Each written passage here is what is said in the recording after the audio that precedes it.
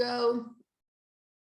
Hey, everybody, welcome back. I am Emily Moyer, and a few weeks back, Darren Williams joined me for an episode of Talking Tennis on Strange Mosaic, looking at sort of what was going on at the US Open, both on the court and then sort of energetically in the sort of political and social atmosphere.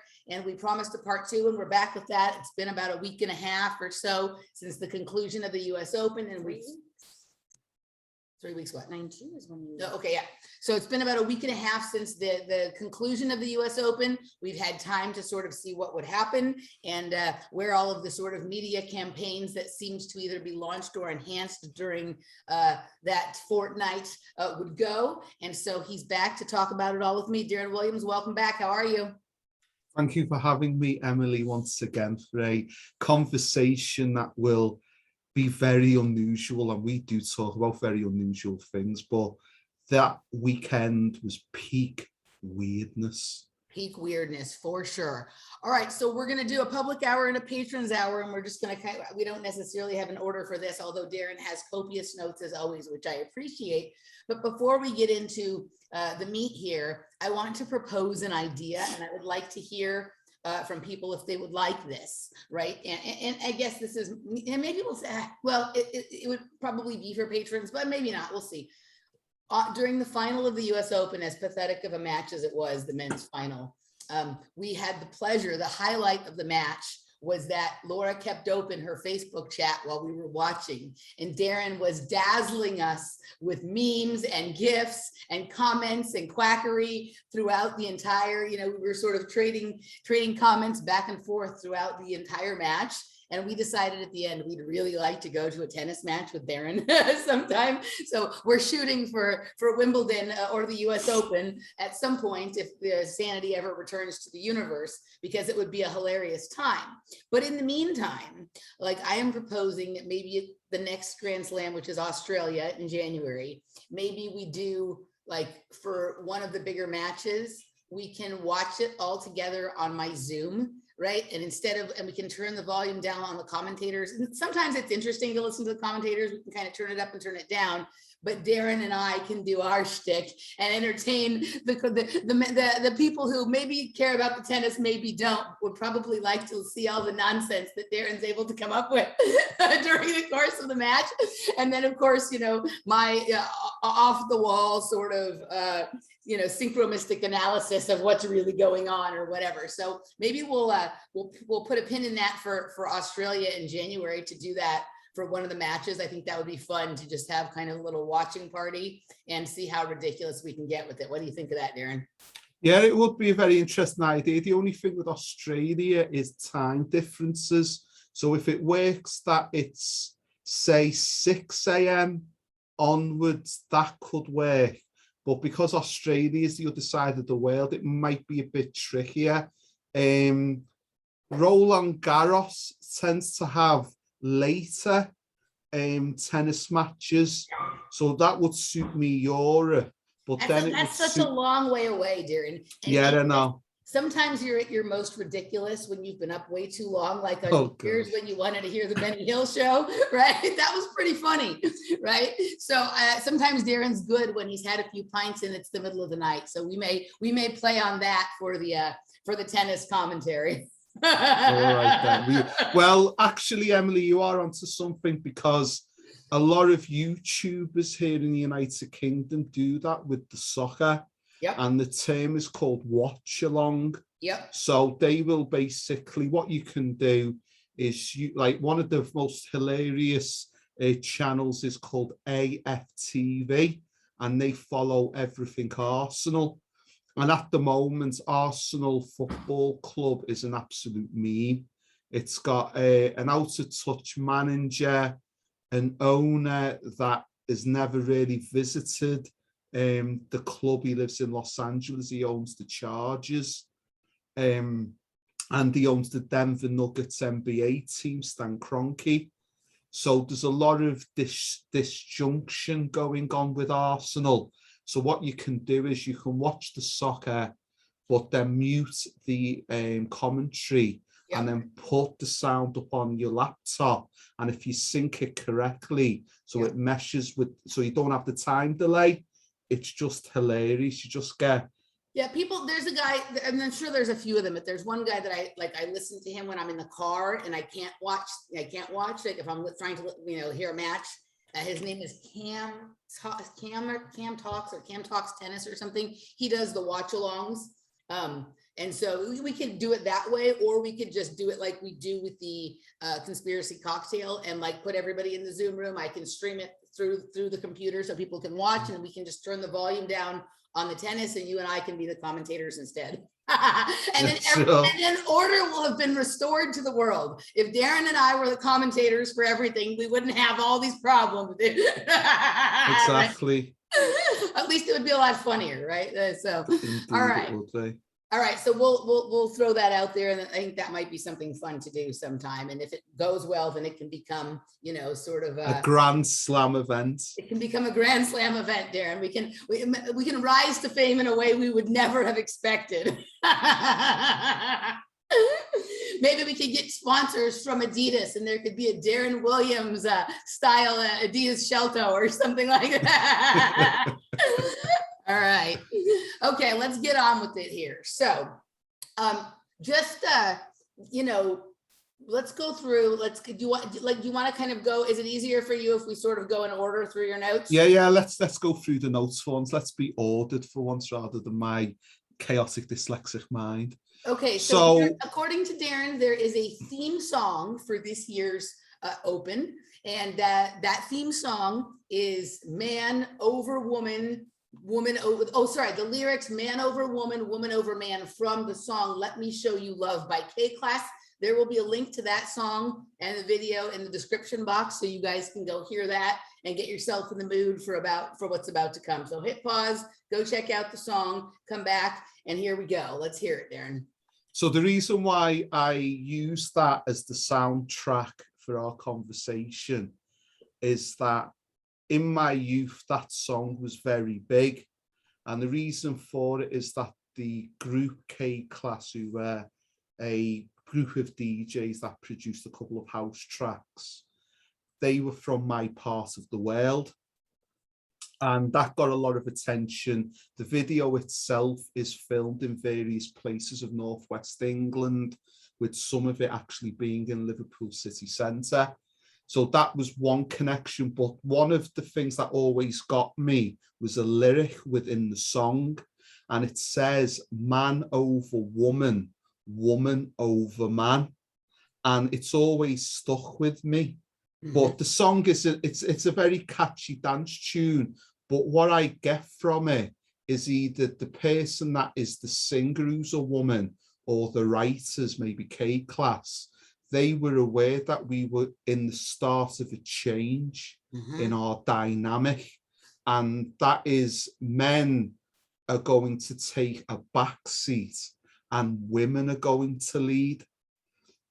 And what I saw in the women's final was the beginning of the new age, because we had two young women, both teenagers, who behaved and acted as if they were Grand Slam veterans. Neither of them had any nerves. They just were in the moment. It was like almost they'd been there and done that numerous times. Yeah. Where you look at Novak Djokovic, and he behaved like he had never been in a Grand Slam final before.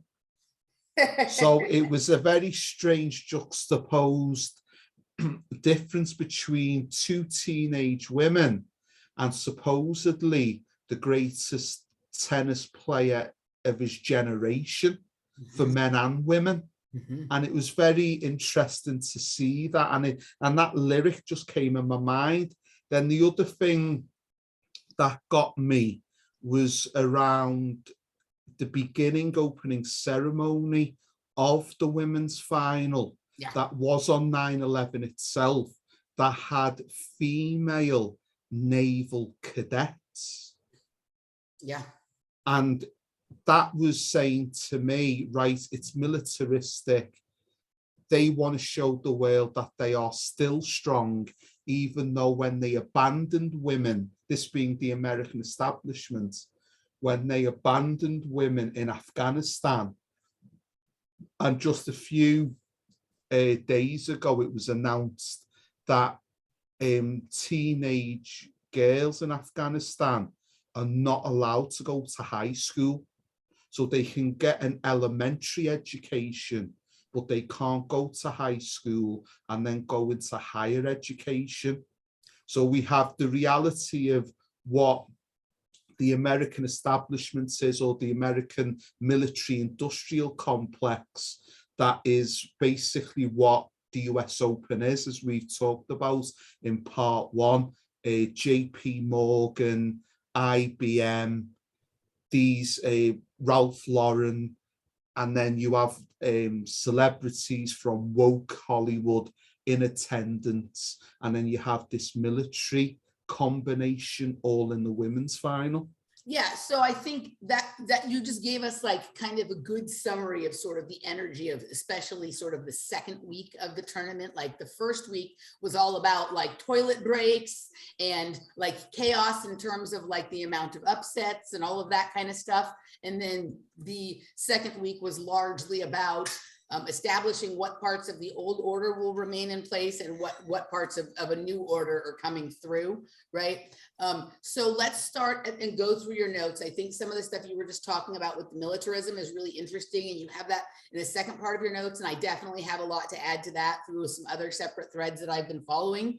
And it's something you brought up in the first segment, in the first section, that I hadn't really, like, it's not that I hadn't thought about it, but it hadn't clicked in my mind in the way that it did until you brought some stuff up. So let's start for the orderly, or the sake of orderly, being orderly, or the sake of order, let's kind of start towards the beginning of your notes and work our way down, and maybe we'll kind of get through, you know, the top 2 pages in the first hour and the second 2 in the patrons hour. So I think what you kind of had up here first, you wanted to start with talking about the women's final and the 2 people who were sort of featured in that.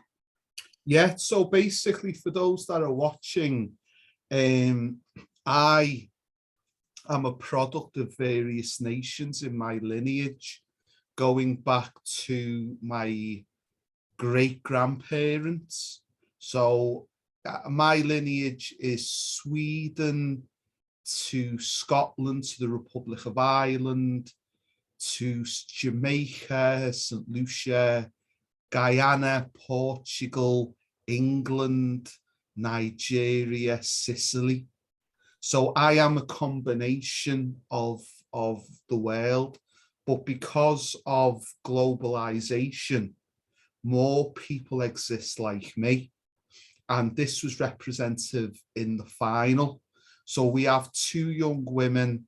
So Layla Fernandez, who was the runner-up, is a combination of Ecuador, Philippines, French Canada, and America. The winner, Emma Raducan, is a combination of Romania, China, Canada, and the United Kingdom. So not only did you have 2 teenagers in both their first Grand Slams, you had them both of multiple heritages, multiple cultures. And this is the world that some people don't like, some people do. Obviously, the reason why some people don't like it is because it is being used by various power players, Mr. Soros, for example, who suddenly we can have Haitian immigrants on the Mexican-American border when Haiti is one of the poorest places in the Western Hemisphere, if not the world. So somebody big is paying for that transportation from Haiti to Mexico to the Mexican-American border.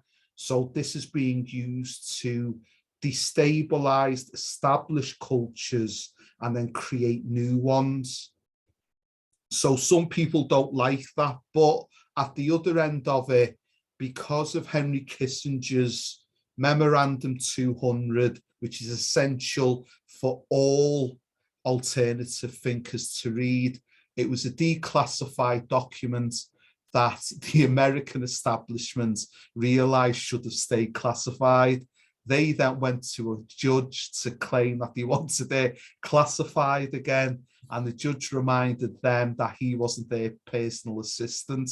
And once they declassified their own documents, that's it, it's out in the wild. So a good place to start for anybody who wants to be supposedly red-pilled is Memorandum 200 by Henry Kissinger. It is available on a PDF online, very easy to find.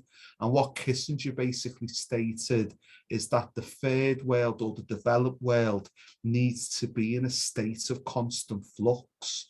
You bring in a puppet, then at the convenient time you cut the strings, and then you bring another puppet up. And then those people, even if they have vast natural resources, they will never be able to maximize them because the country is in a conflict of ideological or economic reasons. And Kissinger says this within the actual document. So this has then created people from the third world having to leave their nations and then go into the first world on an immigrant low-level status and then eventually move up. So Emma Raducan is very interesting because her parents are Romanian and Chinese. They met in the merchant banking sector in Canada, and then due to being transferred, they moved to London and then have Emma. And again, that merchant banking thing goes full circle, heavy within Grand Slam tennis. And the new winner of the US Open is a product of merchant banking in action and process. So that's very interesting to see. The other thing I noticed with the women's final was the poise of them. I don't know if there is a new type of tennis coaching being available to youngsters, but I'm starting to also see it in Formula One, which is another sport that is backed heavily by merchant banking, that you can now get 17 to 18-year-olds, and the level of maturity, handling of the media, handling of emotions when things go right or wrong is very level-headed. You would never, like 20 years ago to 30 years ago, you would never see this level of maturity until an individual reached their late 20s. But now these youngsters are immediately on it in terms of their responsibilities and what is required of them. So you just said a lot. That was really good analysis, Darren. I think you have a future in tennis analysis from a socio-political perspective. Anywho, and I will debut that here on this channel. So a couple of things. So your point about the women, this sort of, psychologically strong woman, but this sort of global thing, right? So, okay, I'm a person by my very nature who I like all kinds of things. I like fusion cuisine. I like to mix this with that. The idea of internationalism or globalism in its most sort of organic, holistic sense appeals to me by nature. You can even find it in my astrology. Like if you do my astrology, I'm like one of the basic ones like Astro Dienst or Astro Cafe, it will say this person is very comfortable with the idea of globalism or whatever. I'm not comfortable with like the Soros Kissinger banking aspect of it, but international travel and eating foods and meeting and having friends from everywhere. Like I like that, right? And so you look at these two and it sort of reminds you of remember those Benetton ads from like the 80s and 90s where they had all those really exotic looking United Colors of Benetton, right? Yeah. Like these two are sort of like that, right? But we are in a different period of time now. Like in the 80s and 90s when Benetton was running those ads, like we didn't have the internet, or it was in its very early stages, right? And to most of us, I mean, we were starting to see some of the problems with some of the financial aspects of that because we were in a Bush one, and a Clinton, administrations. So we were starting to see how some of this was really about cheap manufacturing and stuff like that, and not really about bringing the world together, right? But it was in its early stages, and you saw these exotically gorgeous people of difficult to define heritage in a lot ads for United Color of Benetton, and later like Calvin Klein and Gap and Gap, yeah. Right. And so it was like there was something sexy about it. And then you fast forward to where we are right now, where we've lived through, like what happened like with Syria and Libya pushing immigrants into Europe, and what's happened with the borders crisis-y stuff here in the United States.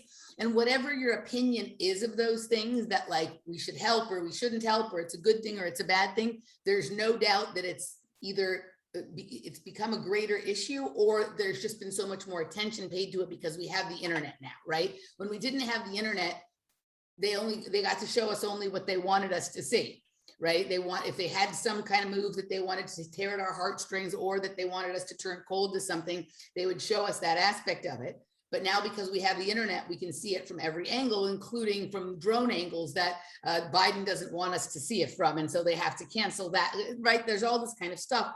So people have a lot more like emotion around this stuff in a different way now than they did. It was a different kind of, it was the TV pulling the heartstrings emotion then. And now the internet creates more of a chaos culture sort of around it. And with what I find fascinating about this, and the most important part of what you just said, first of all, you have Layla Fernandez, Ecuador and Philippines. We don't think of these as like, neither of these things are powerful nations or nations that we have thought much of in terms of like what they're crazy dictators or not. Ecuador has always been pretty, like a lot of Americans moved there for some degree of freedom, and they were the ones who offered Julian Assange, asylum. And then with the Philippines, like right now they have a crazy dictator, but you don't think of as the Philippines as like causing problems one way or another in the world, right? But with Emma Raducanu, she's got Romania and China, who we've known throughout history have been home of some brutal dictators like Ceausescu or Mao or Xi Jinping or whatever. So there's this kind of difference. I mean, they both have kind of charming personalities, but like, the way their appearance and the way they're sort of portrayed and the way that they're playing. Layla a little bit more emotional on the court. Emma a little bit more steely and just kind of playing like a machine and whatever. So that's kind of interesting. But the part that strikes me the most is that the thing they both have in common is Canada, right? And I feel like Canada, along with Australia, but in this instance, particularly Canada, because I do think there's more of like the banking and internationalism. Like Australia is like a penal colony off to the side on a certain level. Canada, it has a lot of corporations and banks and things like that. These two have Canada in common. And it used to be that when you would hear a story like these two's quick rise to fame, it would be somehow their immigrant parents came to the United States and suddenly all these opportunities were born. Now they've gone to Canada and these opportunities, or the UK or whatever, these opportunities are born. And both of those countries, Canada and the UK, but particularly Canada, have been displaying throughout the course of the last year and a half, but really the last 5 years, the kind of obedience that the world order, whether old or new, would prefer, as opposed to the United States, which still has a very split opinion of the world, and still has, a Second Amendment, and still, had a Donald Trump and whatever. You have Trudeau, who's kind of like the poster boy for like the feminization of men that's been going on, but B, this sort of, acquiescence to whatever the overlords of international order tell them to do in the way everything is handled, right? They have the veneer of freedom. Now, the United States also has the veneer of freedom with tyranny underneath, but it's a little bit different because we have a different kind of constitution here than they have in Canada or the UK, right? There they have this veneer of freedom because they're the West, but really they don't. They're a dictatorship, right?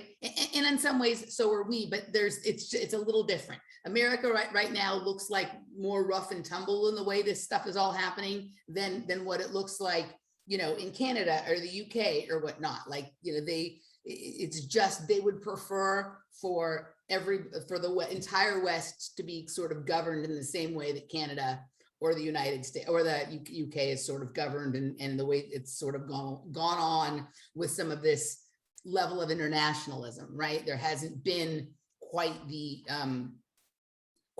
even though we don't have, we don't seem to have the pushback of the amount of protests and stuff that they're having.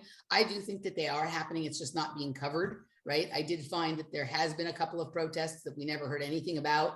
So I don't think it's being covered, but also there isn't quite the same need to protest in the streets when you have a Second Amendment and when you have, you know, the kind of ability to challenge certain things that this Constitution supposedly gives, right? So it's a little bit different scenario. And also like the lockdowns here, even though they have in word and the way they've been described seemingly tyrannical, when you're on the ground, they're not generally enforced at the same level that you'd be led to think that they're being enforced, like what you see in Australia or some of these other places, right? So I think the Canada aspect, right? I think Canada is their model country in terms of what they would like all of the countries to be like, right? To have this like great diversity in the way that people look and the places that they come from, but very little diversity of thought, right? And the ability to appear to be free because they're Western and they don't have bread lines and they have nice shops and all of that kind of stuff.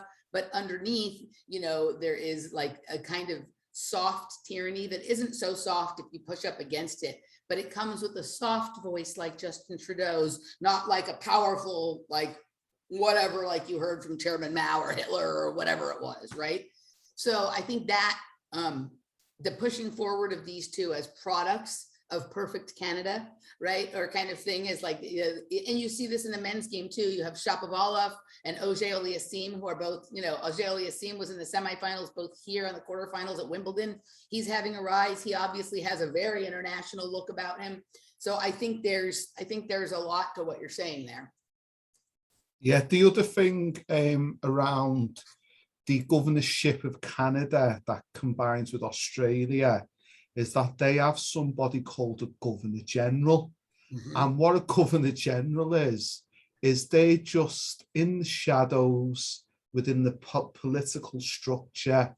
And if a Governor General thinks that a parliament or a leader is not fit for purpose, the Governor General will then speak to the monarch, which would be Queen Elizabeth II, and she can basically disband Parliament from London.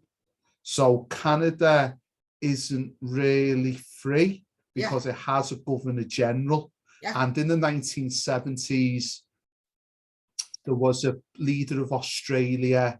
He had a disagreement with the British and Americans, and then the Governor General basically expelled him from the role as if he was a naughty student in a high school.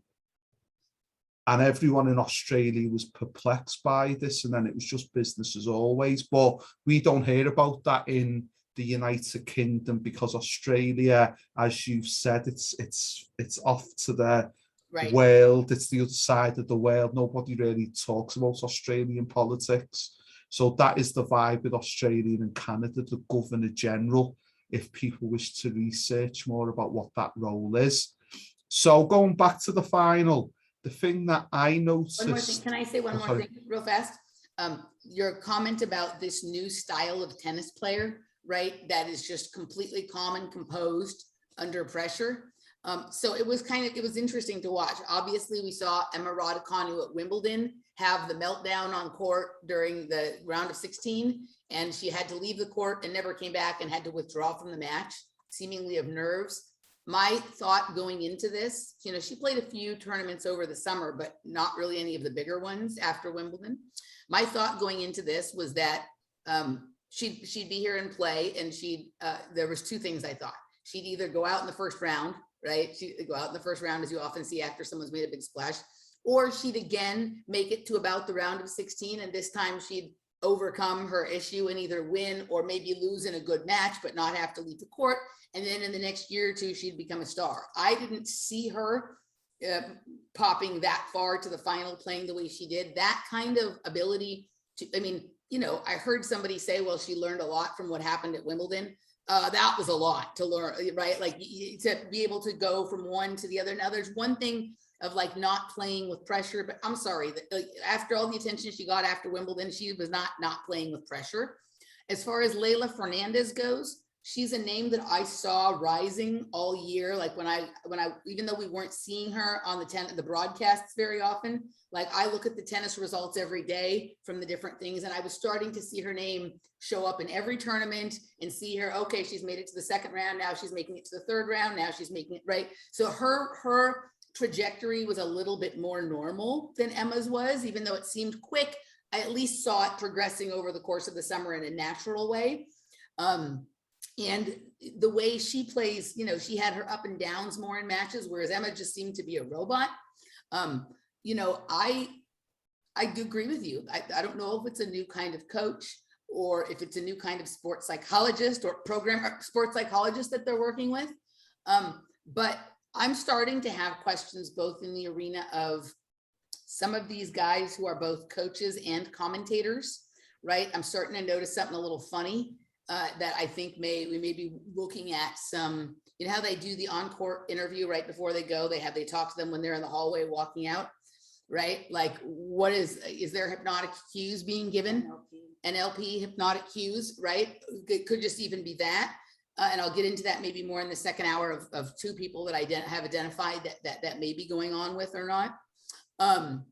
But yeah, I think that there is, we've seen like there's your new style player of like your Naomi Osaka that seems to be emotionless on the court, but like can't handle her emotions off the court and has a lot of like weird, like bot kind of tendencies, except for when she's over emotional or whatever. Like I think they've presented us with that. And I think that in some ways that didn't go as well as they wanted it to go. In other ways, like I think they're going somewhere with it that's going to be interesting for them.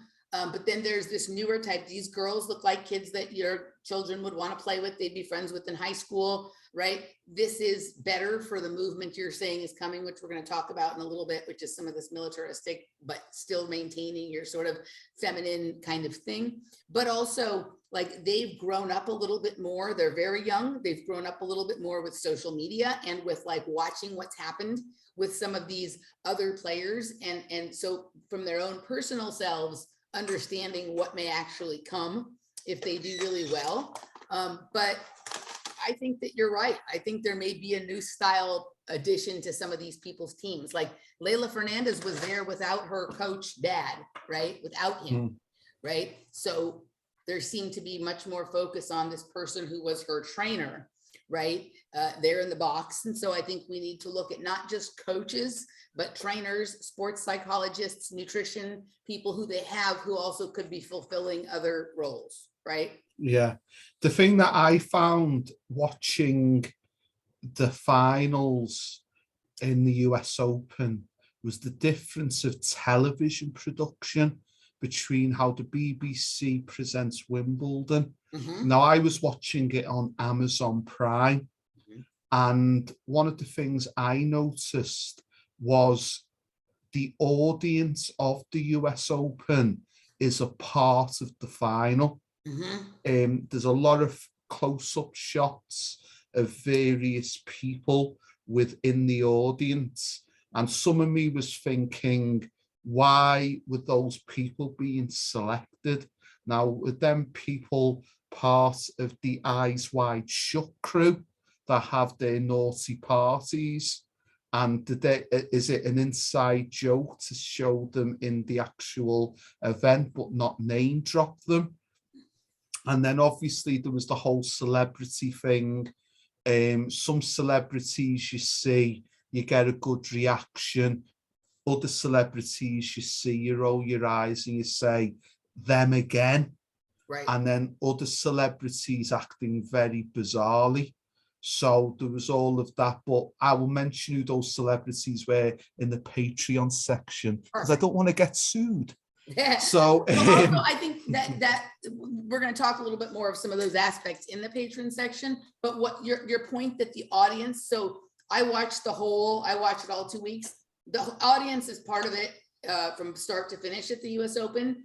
similarly at the Australian Open. The Roland Garros and Wimbledon are much more traditional. The courts, the audience is smaller. There's not as big of an audience, so it's not so much like a basketball or a football game. It's a little bit smaller. But yes, there's the kind of like a European orderliness, an old world European orderliness, different than the soccer, which is very influenced by pub culture and the new world kind of soccer and whatever, where it's very rowdy, right? Roland Garros and Wimbledon are pretty, I mean, the audience sometimes gets like certain, if you have like Nick Kyrgios and Roger Federer playing at center court in Wimbledon, sometimes it gets a little bit exciting and rowdy because it's kind of like bad boy versus good boy and, you know, whatever, but it's nothing like at the US Open or Australia. Both US Open and Australia, they schedule much later night matches. They often go till 2, 3. I've even seen a match in Australia go till 4 o'clock in the morning. And you have rowdy people with their face painted and doing all the crazy stuff. And the camera focuses a lot on them. It's definitely much more of an interactive kind of experience and much more about the overall entertainment than it is just about purely the game. So that observation is correct, but you'll find that if you go back and you watch from the very beginning of the tournament all the way through, unless the match is a terribly boring match, that's a factor all the way through. The other thing I noticed was music was played in between sets or games, which I was like, I just couldn't believe. I was like sort of like an NBA game where they will now and again play like popular music. Then the other thing that was interesting was the audience and the behavior, in that at times both finals felt like a soccer game. And that really surprised me, because that, as you said, that behavior wouldn't be tolerated at Roland Garros or at Wimbledon. That amount of hostility and even dismissing the authority figure of the game, telling everybody to please be quiet.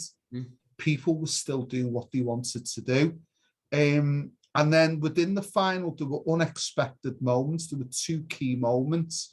So the first in the women's final was Radicuyu's knee. And it felt like before that, Fernandez was getting back into the game. And it looked like Radicuyu was going to break. And what happened, for those that didn't watch it, Radicuyu went to try to save a point, and she slid and forgot it was concrete, not grass, and then slid her right knee, and blood was then pouring from her right knee. Not in a sort of not a deep wound, not a superficial one, but one that would create constant blood flow. And it was going on her pristine white sneakers or tennis shoes. And obviously, because billions of people are watching, some people are sensitive to the sight of blood. So this then meant that the game needed to be halted and she needed to receive medical treatment. This then led to Fernandez becoming rather mean, girlish, and trying to intimidate Radicuyu by arguing with the official why was the game halted, to which the official was perplexed, because obviously there was blood going on Radicuyu's pristine white sneakers, and that's not something you want to see in a final. So she did need that medical treatment, but because of it, Fernandez lost the momentum, and then Radicuyu won the final. The other bizarre interruption in the men's final was suddenly a song on the PA system appeared when it seemed that Djokovic might be getting back into it. And because of that moment, it just didn't work out for Djokovic. So it was strange that you had these 2 random, unexpected moments at critical times, and it led to like people winning and people losing. Yeah, a couple of things. So first of all, is this the way that they're saying Radicuyu? Is that the way that they're calling her in the UK? She lives in the UK, so I'd assume they'd know how to pronounce it. Here, they're saying Radicanu here. Okay. Okay, I was just curious if that's the way they're calling it in Britain. That's interesting. So a couple of things. Yes, she slipped and skinned her knee. I've never seen a timeout mid-game for a skinned knee before, ever. And that was, so, I mean, Layla Fernandez was well within her rights to complain, because you're supposed to wait for the changeover.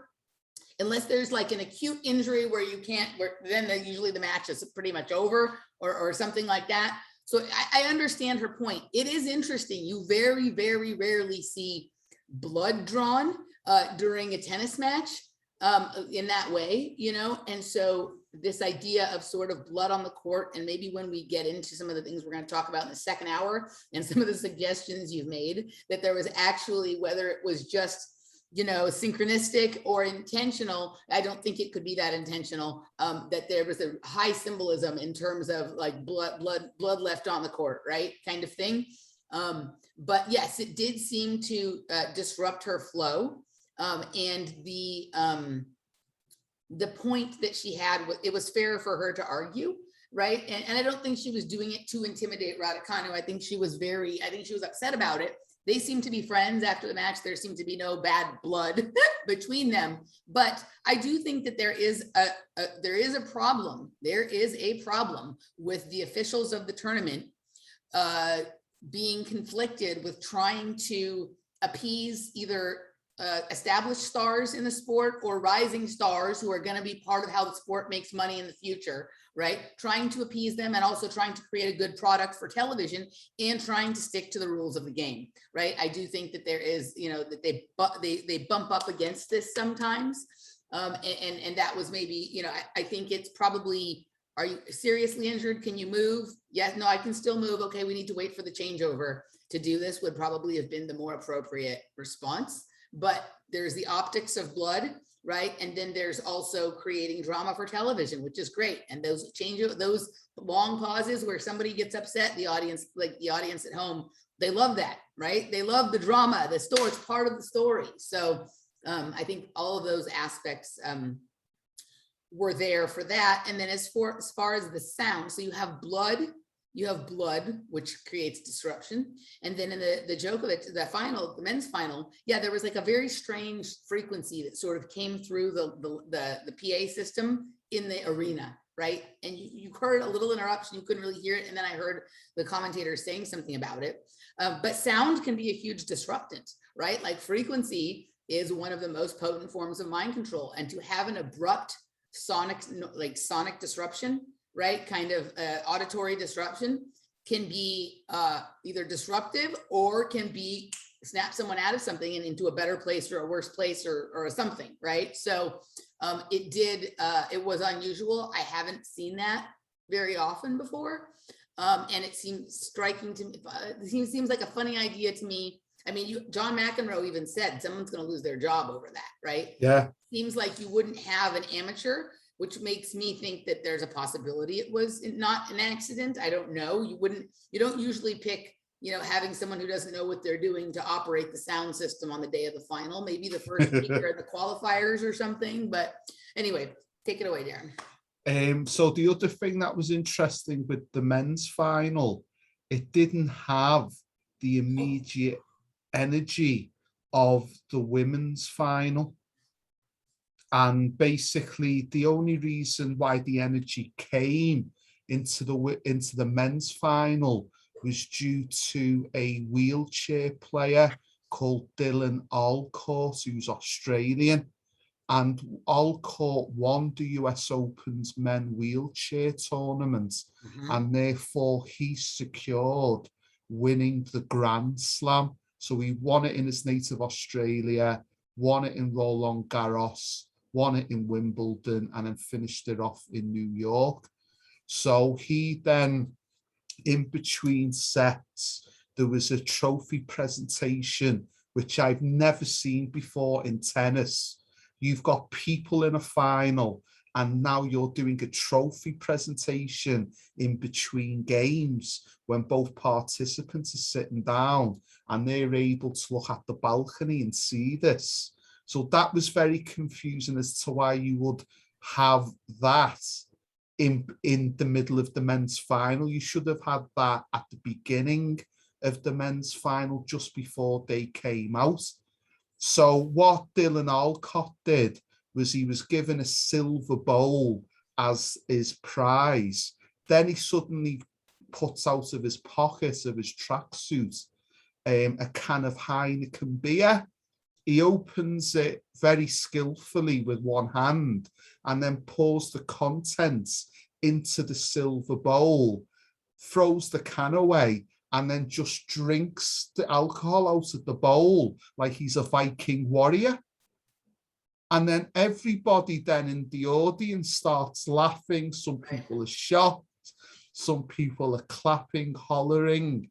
And it brought like the rowdiness into the final. But when I was thinking about Djokovic and why he had the meltdown, he obviously he would have likely have met Dylan Alcott at award ceremonies after the tournaments ended. Mm-hmm. So for instance, at Wimbledon on Sunday evening after the men's final, the men's winner and the women's winner will have a dance. Yeah.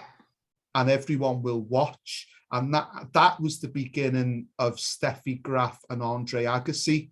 Right. They said that was the beginning of their attraction with each other, having that dance, because they won it at the same year one time. Yeah. So obviously with Djokovic winning Australia, winning Roland Garros, winning Wimbledon, I'm sure he would have come across Dylan Alcott because they're both winners in that elite level of tennis for what they're representing. So for now, Djokovic to see Alcott achieve it, that placed probably more psychological pressure upon him. So that was very unusual to play such that. But then it was just very interesting because I think the winner, Medvedev, because he was Russian, he is Russian, and obviously Djokovic is Serbian, there is a lot of Western negativity towards them countries. So a lot of that crowd, I would say, a metropolitan, liberal, New York elites that vote Democrats who are globalists. So they would see Serbia as almost being like the new Nazis, ethnic cleansing, that type of thing. And obviously Russia is the old foe. So there wasn't much love really, I felt, between them until that moment when Dylan Alcott just did something unexpected. And then that just started triggering. It reminded the audience that they were there to witness history with Djokovic possibly doing the Grand Slam. So the other thing that was hilarious was the constant focus on Rod Laver. Okay, hold on. Let me hop in and say something about what you just said real fast. So yeah, I would agree with you. This was one of the women's match was incredibly exciting, right? The women's match reminded me a lot of, the kind of older matches you used to have when you had like Jennifer Capriati and Kim Clijsters playing, or Serena Williams and Justine Henin, where it was very, very close and the play was good and whatnot. And it was exciting. That has really been missing in the women's game for quite a long time, in my opinion. So this was sort of a return to that. But as far as the men's final, it was one of the worst matches of the tournament, right? Really, for how many wonderful matches there were this tournament, it was a very disappointing final. And so the audience was asleep. One of the things I noticed, and we'll kind of, we'll get into this part in the second hour. I want to talk about what I noticed in terms of some of the celebrities and whatnot was going on there. But Novak Djokovic, I think, he said afterwards that this sort of emotional meltdown was really about more that for the first time in his career, the audience was actually cheering for him, but he couldn't, he felt the audience behind him at a certain point, and obviously he wasn't playing well. I have thoughts about what may be going on at a deeper level there, but your point about the opinions of Serbian and Russian players, it was very different than when you have Roger or Rafa playing, right? Where it's like they're playing for royalty, right? They're playing to decide who's going to be the royalty of the year. But when you have the Russian and the Serbian playing, it's more just like gladiatorial games and watching bread and circus and looking at the poor, looking at the people just, doing their, war type activity, whatever it is, right? So it was a different kind of dynamic, and it was true. It was not a great match, and so the audience was kind of asleep. And that moment sort of returned it to a little bit more raucous of an atmosphere, right? And then that kind of played out throughout the third set in some ways. We'll get back to that match a little bit more in the second hour. I also wanted to, before we move on to Laver, because that was a fascinating feature, not only of this tournament, but it has been of many tournaments in the past, but this was kind of unique. But I want to say one more thing about Emma Raducanu. Every time I see her, right, both in terms of how she looks and in terms of the controversy that has developed sort of around her, it reminds me of another Romanian athlete that nobody ever talks about and nobody remembers, right? People only remember one Romanian athlete, right? Nadia. All right. So in 2000? In 2000, this young lady right here, her name is Andrea Raducan, won the Olympics in gymnastics and then had her medal taken away, right? Because she had taken some kind of aspirin or some kind of pill that was not allowed. There's pretty similar in appearance. I also think here it's crazy how much she looks like Celine Dion, right? But her name was Andrea Raducan, and she had her medal taken away. Then like later, there was talk of like giving it back, right? And then they took it away. It's been a very weird, long, ongoing controversy. And she's, made attempts to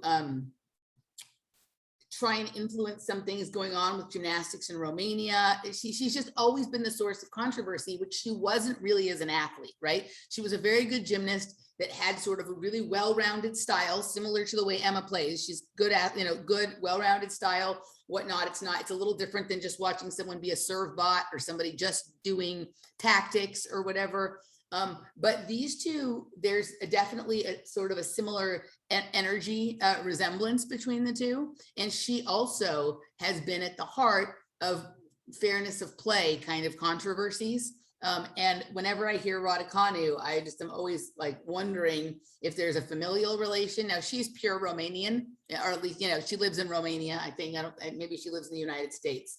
But I would be missing a part of this commentary if I didn't draw people's attention to Andrea Raducan and the way she sort of burst onto the scene, just like Emma Raducanu, and then the controversy that ultimately ended up developing around her and whether or not she was a doper.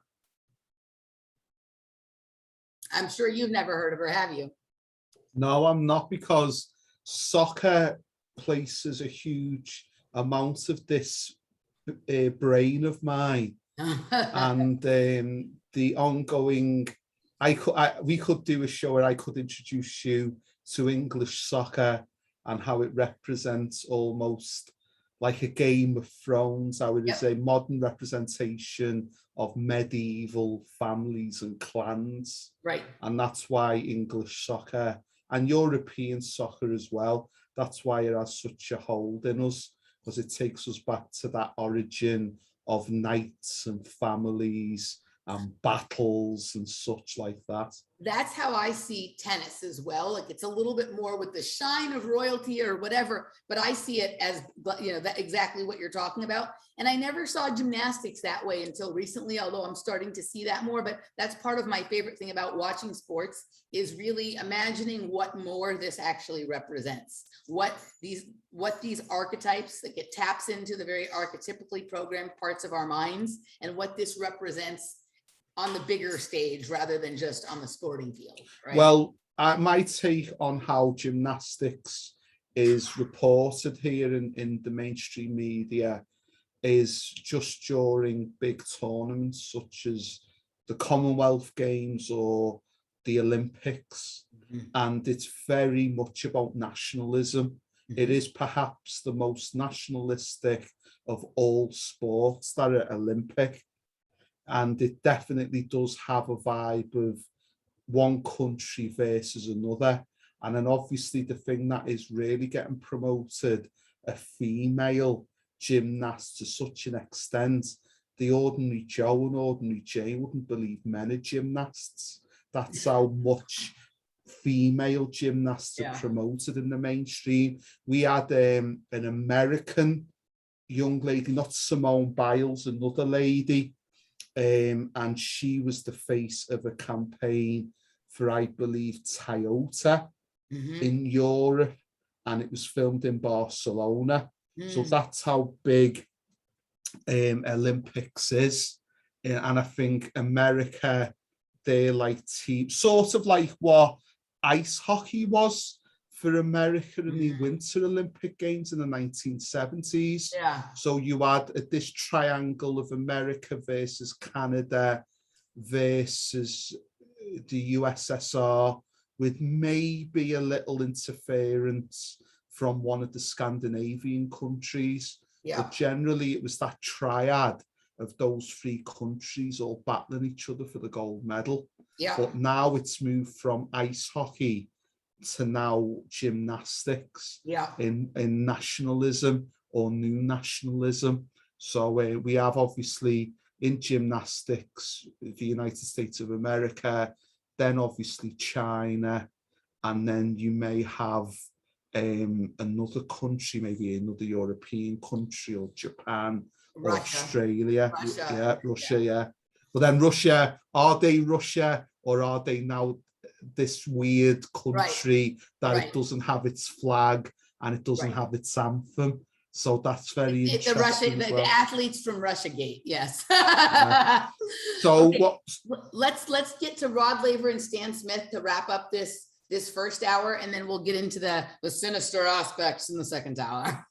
So what was hilarious about the final was obviously the US Open flew out, most probably first class, very expensive, the legendary player Rod Laver, who is one, I think, the only player, you correct me if I'm correct, to win a Grand Slam in a calendar year. No, there's another guy named, I think, Steve Budge. I think his name is Steve Budge, but he's not well known at all. I didn't know until some people did some YouTube videos about him before the US Open that were kind of interesting. But yeah, no, Rod Laver is the well known, but there is one other person named, I think, Steve Budge. But yes, the focus for many years has been on Rod Laver. So yeah, so it's always been about who's going to be the next Rod Laver. They were talking about this when Bjorn Borg and John McEnroe and Jimmy Connors were having their freeway way back in the mid to late 70s. So there hasn't arrived a men's player that has equaled Laver. So at the moment, Laver is Australian, but he lives just outside San Diego. So he's in his 80s, and they flew him to New York, obviously in high luxury. And he was there to basically crown Djokovic as the new king of tennis. Because when you're 82, because Rod Laver has only done that and is known as the leader of men's tennis, he will probably still gets asked to do interviews every Grand Slam, at the beginning of every Australian Open.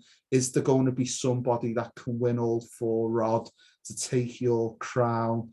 And I got the vibe that it was a coronation, and he was desperate, Rod Laver, for Djokovic to win. So all that media attention, all that, could you do some after dinner speaking in a corporate sense, everyone will forget about him, and it would all be on Novak Djokovic, and he could just enjoy his days chilling in San Diego. So as the final was looking, it was getting away from Novak Djokovic, Rod Laver had the look of a person as if to say, I could have been home in my shorts and t-shirt, eating a burger, watching this. And they flew me all the way now to New York, because as people get older, within elderly age, they get more cantankerous, they get more moody within the habits. They're not as flexible. If things just divert from what they want to do, they get cranky, they get annoyed. And I just saw Rod Laver, he was very polite, but you could see underneath it, from my interpretation, was a cranky old man that was very annoyed at Novak Djokovic. All right, so I will. So we also paid a lot of attention to Rod Laver, the whole tournament, not just that, because he was there for a good portion of the tournament, as he is at most tournaments. He's always there at the Australian Open. Sometimes you see him at the other tournaments as well. We had a different take. We were paying attention to something completely different. So I'm going to talk about that, and then I'm going to give a pro and an against your theory, because based on certain knowledge that I have or whatever. But I actually, once I read your notes, it made me start to think of something, and you may have a point. So, okay, what we noticed was, obviously the camera shows him every tournament that he's there, every match he's there, they show him, they focus in on him. What we couldn't get over was how there's all these women hanging on him. He's got a woman to the left, a woman to the right. We look up Rod Laver. None of these women are his wife, right? He's had a wife die. He's been with many women. He supposedly is with another woman now who looks like a transsexual, but neither one of these women were her, right? So we were like, this is crazy, right? So to me, he's being presented as like the womanizer, or not necessarily in a bad sense, but like, if you are a Grand Slam, if you win the calendar Grand Slam, right, then you too will be rewarded with women dripping all over you and more women than you can handle. But it just, there's never a close-up of him sitting talking to one of his buddies or anything like that. It's always the women, like he's in deep conversation with the woman next to him, and then this one, which one is his wife? Oh, neither of them, right? Like that sort of, that was kind of what our attention was on. But so from my knowledge of Rod Laver, some of this is knowledge and some of this is intuition. I think he's a Roger Federer guy. I think he likes Roger Federer the best. And I would have said maybe he's more there as an energetic placeholder, right? To put this fight off until next year when Roger and Rafa are playing. Because now, like, in some ways, this makes it more interesting, right? If Novak had achieved 21 and the calendar Grand Slam, then it's kind of like he's off in another level, and it's going to be hard for Federer or Nadal to sort of catch up, or they're certainly never going to win a Grand Slam in 1 year. But next year will be the battle between these three for who's going to pass 21st. Right. And I don't think Roger Federer has a chance at it, but stranger things have happened. We thought he was done several years back, and he came back and won a couple. So we'll see. My guess would be Nadal will win a few more, but it creates a really interesting year next year. And so he's a Federer guy, in my opinion, with respect for Nadal and Djokovic. I don't think he is anti-Nadal or anti-Djokovic, but I think he is a for Federer kind of guy. But whenever I get your notes, I always like turn and sit and look at things from your perspective, which is usually a little bit different than mine, based on both height and pace at which you take the world in compared to mine, right? And you could have a point, because I read an interview with Tina Turner earlier this year where she was talking about, she made this documentary and this is her goodbye to her fans. She doesn't want to be bothered anymore. She just wants to be a retired person. She's been trying to be a retired person for 20 years, but the media hasn't let her. So she is kind of, this is it. She's doing this, it's done. And the people who were sort of set up to fill Tina Turner's place in the psyche, right? Like, because even though Tina Turner doesn't sometimes seem as famous to us as like Madonna or Lady Gaga, she really has been very famous for a very long time, and she's universally loved. People don't dislike Tina Turner. But when you start to dig into the deep metaphysics and symbolism of her career and what went on, she was highly used by the elite to program, certain kinds of things, right? She literally is the goddess of the Mississippi River. Michael and I did a deep synchro-mystic dive into this. And as soon as we did it, then suddenly this documentary about her comes out and whatever. It was very synchronistic. But the people who were primed in the American psyche to take her place, in my opinion, there was two options. right? Maybe one for each group of people, that were Beyonce and Serena Williams, right? Both of them have been compared to her in the media. She obviously is a singer like Beyonce, but always looked very athletic. And there was always a lot of focus on her physique in the same way that people, talk about Serena Williams' physique or whatever, maybe a little differently. But neither Beyonce nor Serena have the stamina to be like that Tina Turner has. They both can be hot with their performances and doing well in the public eye, and then they both seem to need to recede, or they sort of fall apart publicly, or show their programming breaking down, or have a meltdown on the court or whatever. And they don't appeal to everybody in the same way Tina Turner did. But she was literally like, somebody else do this. I want to be left alone. Goodbye. Right. And so Rod Laver, even though it's a different culture kind of thing with tennis and pop music or whatever, you are right. Like, he occupies a similar space in the tennis world that Tina Turner occupies in the music world, pretty much universally loved, respected, considered sort of a wise elder of whatever it is. And yeah, and Tina Turner likes younger men, so he likes younger women. I don't know, right? They both have a lot of stamina and need someone younger to keep up, but at this point, in their 80s, are ready to be done. So I hadn't thought about it that way, but yes, I think he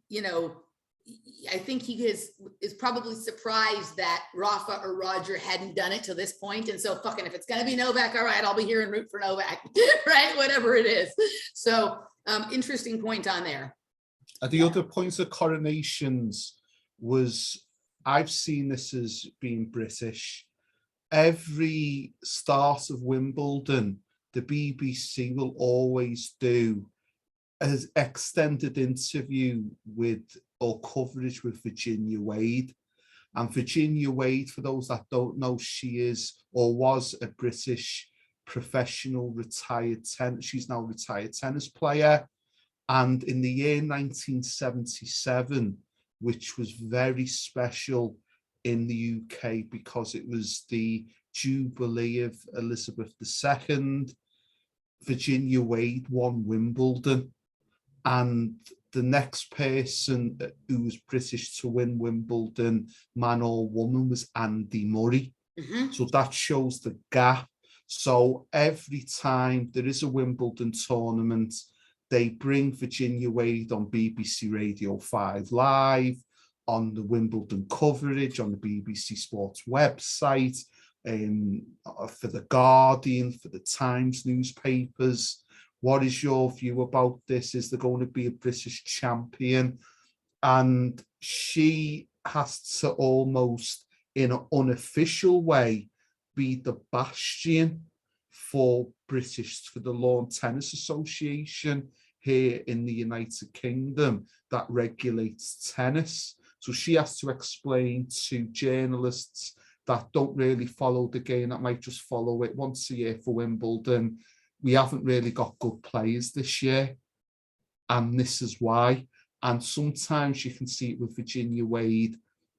It's very awkward for her to be in that role because she doesn't have any say or power in the development of young players. So she divides the time between New York and London. And obviously she went to the final, and I could see from her reaction when the Amazon Prime cameras would focus on her, she was really delighted for Emma Raducanu, and she seemed more happy than Emma, because I think now that takes a weight off her, because not only now have you've seen a British tennis men's champion in Andy Murray, we've now seen a Grand Slam winner in Emma Raducanu. So now that sort of alleviates her issues. So I think the media won't so much now talk to Virginia Wade like they used to, because now there's Emma. So they might speak to journalists who follow the game of tennis, who are experts, rather than bring out Virginia Wade. So, or they might speak to Andy Murray's mother, who has an interest in the development of the game here in the United Kingdom, and in tennis for women as well. So they might bring Andy Murray's mother into it as well. But I could see there was a lifting of emotion. And also it seemed a lot more genuine with Virginia Wade when she did interact with Emma, and she asked her, do you want a hug? And Emma's like, yes, please, I need one. And I think it was now somebody that Virginia now can talk to and relate to, that they are British Grand Slam winners. So it's somebody older. And the other thing I found out about Virginia Wade, she never had children. So I think now, as an older person, she now is available to pass on her wisdom to somebody younger in a sort of parental way, I would say. So she can talk to Emma about the notorious British tabloid newspapers. She can talk to her about dealing with monarchy. She can talk to her about the BBC, the corporate world, the pressures of having all eyes on you. So I got that from Virginia Wade.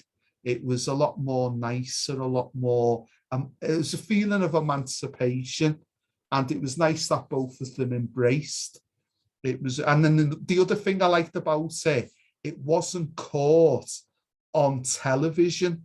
It was caught backstage after the trophy ceremony, and somebody just had a cell phone and they took the photo, but the person obviously didn't know how to do the settings. So you got this very poor quality photo of them hugging. So that gave more emotion, where everything now is HD quality and people are looking for their little Instagram thing. But it was very genuine.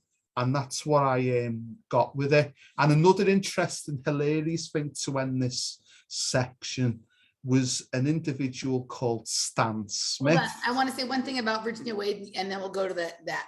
And I have something to add to that for you as well.